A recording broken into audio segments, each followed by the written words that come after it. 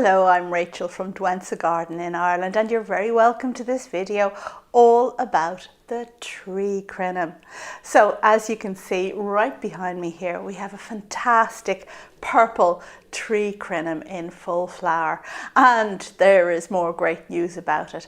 But this is a plant that's become more available here in Ireland and I guess in the UK and various other places in Europe. So I thought it might be useful to make a video about how I took care of mine from when I got it last year until today when it's in beautiful flower.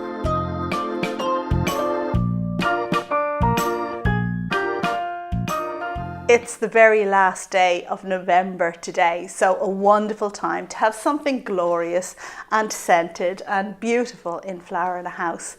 Not very Christmassy, but certainly a wonderful thing to have. And this is the tree crinum, so named because it gets very big too. I think 1.2 meters, that's 3.9 feet. Not enormous, and certainly not a tree. It's a herbaceous plant, but it's known as a tree. And before I go through the whole thing of how I grew this, let me just tell you that it is a plant that's native to Eastern Asia, to tropical Asia, to Australia, and to some of the islands in that part of the world, Pacific Islands, etc. Although the tree crinum itself has naturalized in many places around the world with similar climates. Now, when it flowers, it has this beautiful scented umbel that smells absolutely divine and might trick you into thinking that it's an edible plant, but it is not. All parts of this plant are very poisonous. We can see that each flower umbel is composed of perhaps dozens of individual flowers. Now in this particular specimen, several of the flowers have gone over, but there are still plenty that are looking fantastic. There's some yellow pollen at the tips of the anthers here. Very, very attractive on top of those dark purple anthers, and then with the backdrop of pale pink. The plant produces a pseudobulb in time, but if you buy it in the post in the same way that I did, when it arrives you may be mistaken for thinking that this is not a bulb at all, because it actually comes as a trunk with roots attached. And I guess you would buy it in the same way as you might buy a banana, a musa banana.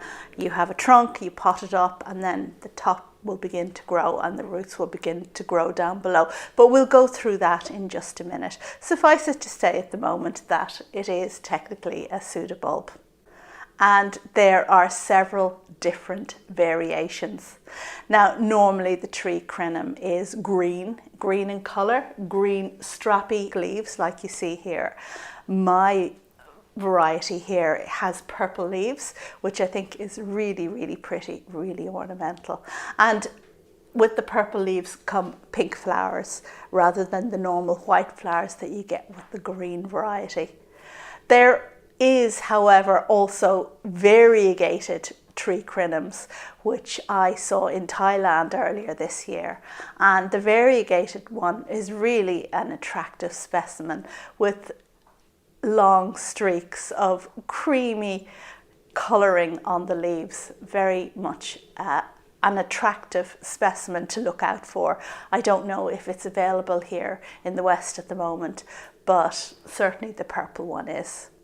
Now, if you follow my videos here on YouTube, you'll have noticed that I bought this plant in March last year. So when I get a new plant, I very often incorporate it in one of my greenhouse videos. And I have greenhouse updates, I have houseplant updates and garden updates. And very often I don't make a single video like I'm doing now about a single plant. So you get a little bit of everything if you tune into those videos, and you can chart the progress of things as time goes on. But this is a plant I spotted for sale, and I really, really wanted to get my hands on it. So I ordered it in March last year from a company called Farmer Gracie. I believe they're based in the Netherlands, and I very much wanted to get my hand on this purple delight. So I ordered it in March, but unfortunately it took a whole month for them to send the plant out to me. So I got it round about the end of April. Now, when I unboxed this trunk, it looked like a very sorry specimen altogether.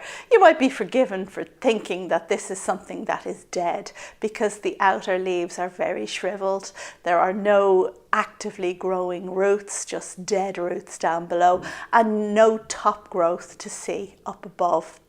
So you need to believe in the process when you get something like that in the post, and just do your best, pot it up, and it should get going and start to grow within a short period of time. I potted up my tree crinum straight away, and I used a potting mix. I think really they're quite unfussy about the type of potting mix. So I used the ficus mix that comes from a company called Botanica, also in the Netherlands. And I used a large pot. And when I potted up this tree crinum, I buried about 1/3 of the trunk under the soil. I watered it well, and then I didn't water it again until I observed that it had started growing. Growth starts at the top, and the masses of leaves that are all folded into each other, from the centre of those eventually push up new shoots. Not new shoots, but new green leaves, and you can tell that the plant is beginning to grow. And in line with what's happening above at that point in time, your plant should also be growing roots.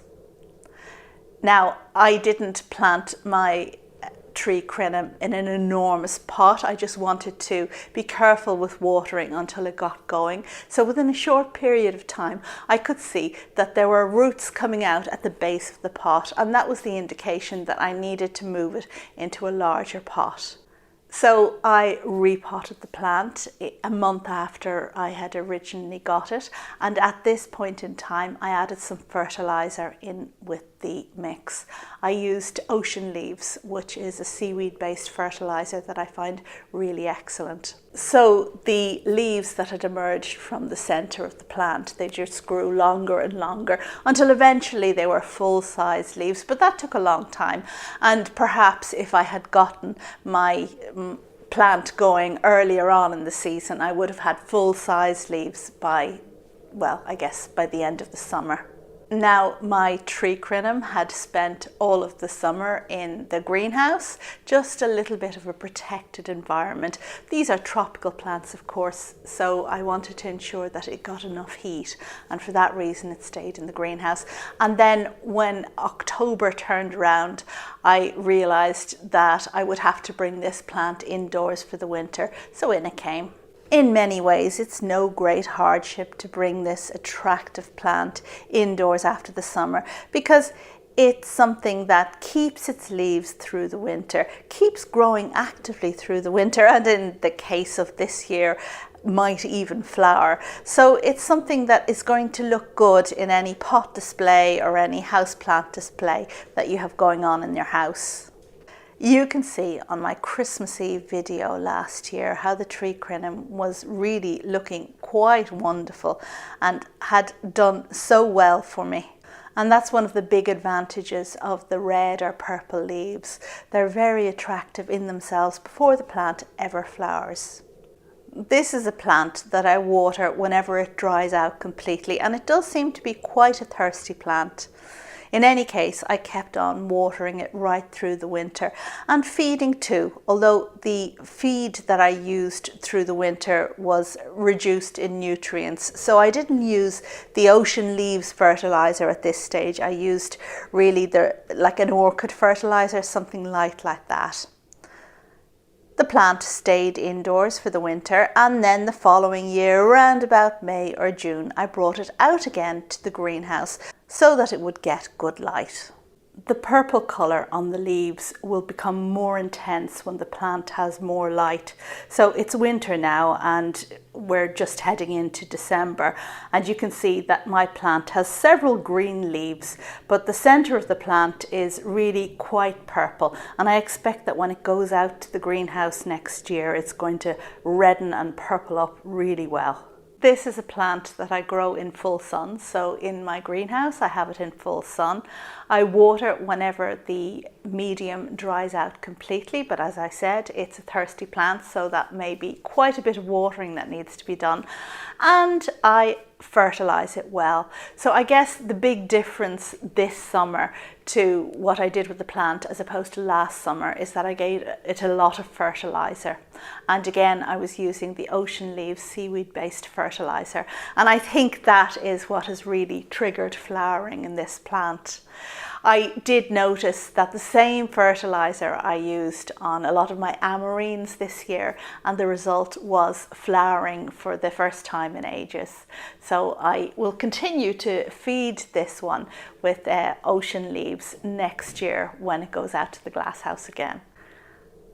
I kept on feeding right through the summer, and this year, I think it was around October, I brought the plant indoors again just so that it will have that protection and that warmth to allow it to keep growing through the winter. And the result is, well, you can see this fantastic flower head. Now, the company that I bought this plant from, Farmer Gracie, mentions on their website that you can get away with leaving this plant outdoors in winter in milder areas if you just cover it with a mulch. But I am disinclined to believe that. And personally, for something that is going to flower in winter, well, even if you could get away with leaving it outdoors in the garden and mulching it over, you'd never see the flowers because it wants to flower at this end of the season. So it really is one to be brought indoors and enjoyed during the Christmas period.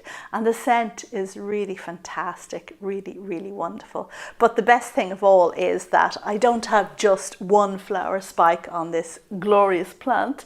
There's actually a second one coming up here, right here. Don't know if you can see that. And wow, 2 I think is a really good result. So I don't know how long it's going to take for this one to come up. Perhaps this flower is going to have gone over by the time this one comes up. But that's great, isn't it? Because it means that it will have a long continuous flowering season, and it's a really good result for such a young plant. Now, I don't know how old this plant was when I got it originally, because it came as a trunk that had been chopped down and sent off, so I don't know how long it would take if you grew it from seed to get it to this stage. But well, I'm just really pleased that after such a short time in my care, it has done so exceptionally well.